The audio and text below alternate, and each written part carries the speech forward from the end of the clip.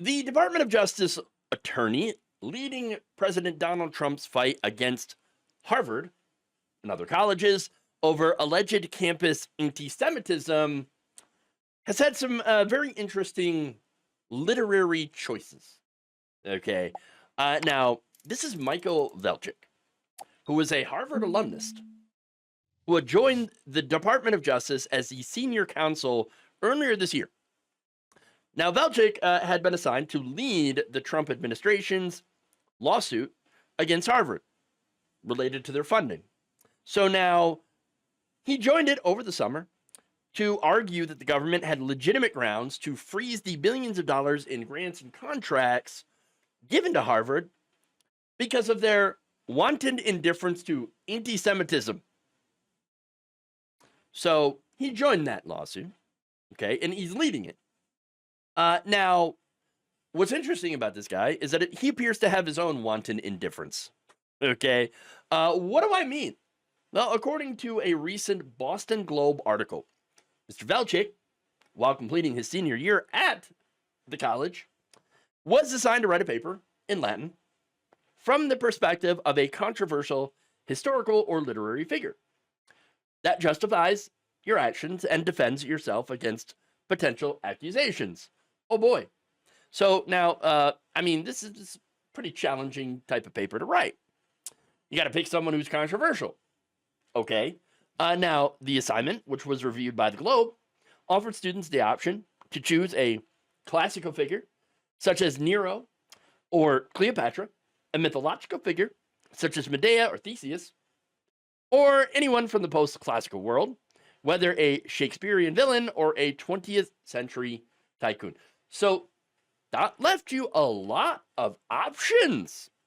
I mean, a ton of options you could choose. Controversial figures. There's controversial figures everywhere. Now, the students were directed to focus on syntactic rather than historical or literary accuracy. So now, that said, who did Mr. Velchik choose? Adolf Hitler. Oh, yeah. This according to 3 sources speaking with the Boston Globe. 2 of them who had read his paper and were like, wow, that is really kind of disturbing. What the F? Holy crap.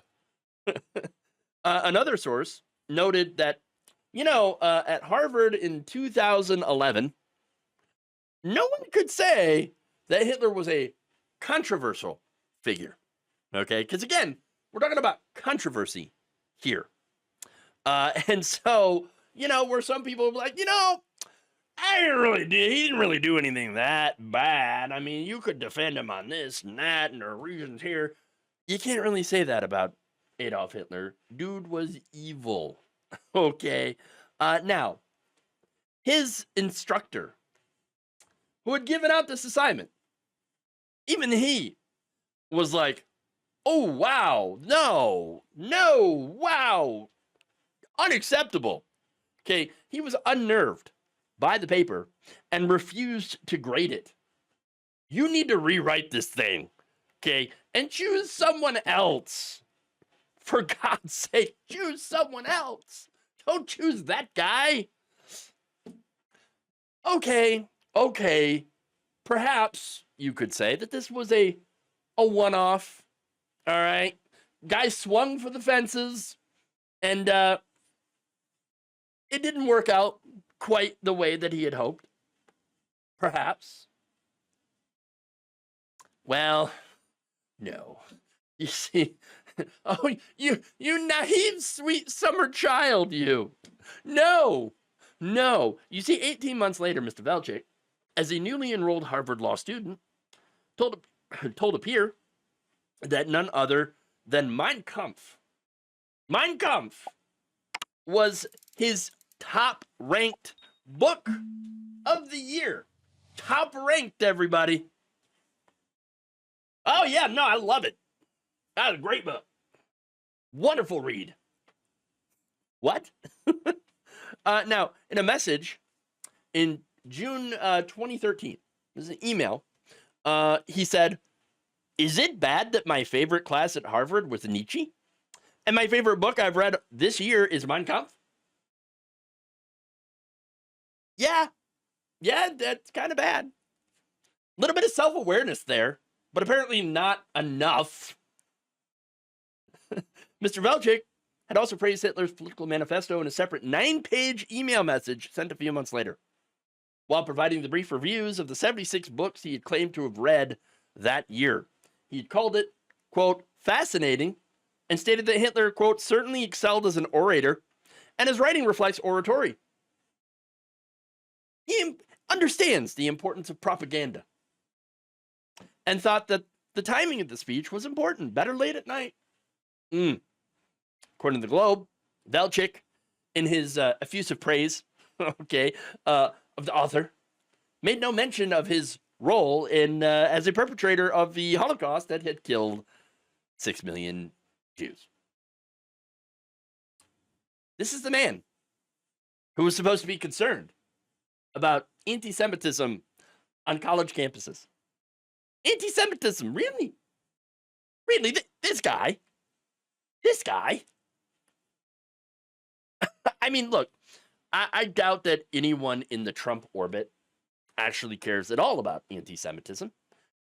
They have just been using it as a way to go after people who are protesting against what's going on in Gaza right now. And that's really it.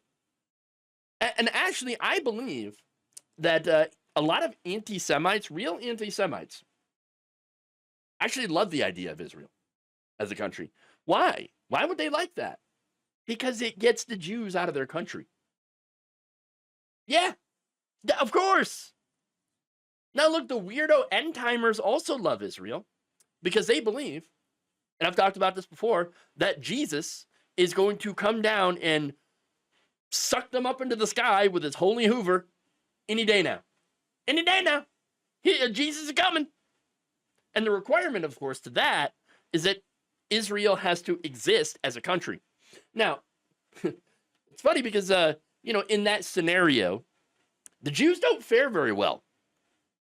I know who to thunk, right? Most of them die in their end times fantasy, except for the ones that convert to Christianity. And so, I mean, yeah, it's weird end time stuff. But remember, this is a big part of the Republican base that believes in this stuff. They believe. And not only that, but you got the Islamophobes. They love the country of Israel because Israel is engaged in a genocide against the Palestinians right now. And perhaps they are hoping that this kicks off a holy war between Christianity and Islam. So I don't know which group Mr. Velchik happens to fall into. There could be a lot of overlap here. It seems like there might be. I don't know. I don't know. But nonetheless, I think regardless, praising Mein Kampf, I know you could disagree with me, right? But I think that should be disqualifying just a little bit, especially since you're supposed to be there to safeguard people against anti-Semitism. But then again, what do I know? Thank you for watching. If you enjoyed this video, please like, share, subscribe, hit the bell icon in order to get notified whenever a new video is released. And if you want to support independent, progressive media through this difficult time where it seems like everybody is shutting down, you can become a member on our YouTube page, you can become a subscriber on Facebook, or you can go to my Patreon. It's patreon.com/Jeff Waldorf. Thank you.